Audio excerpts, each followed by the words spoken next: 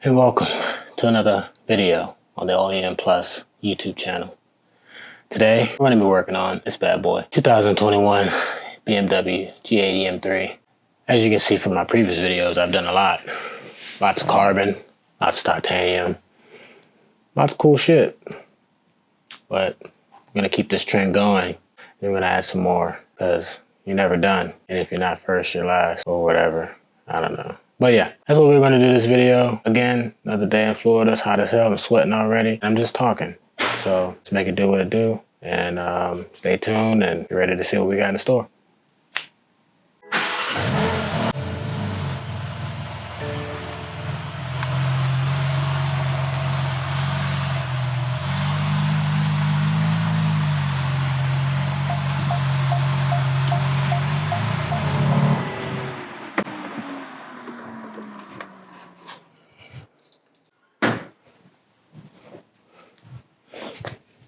Alright, we're back.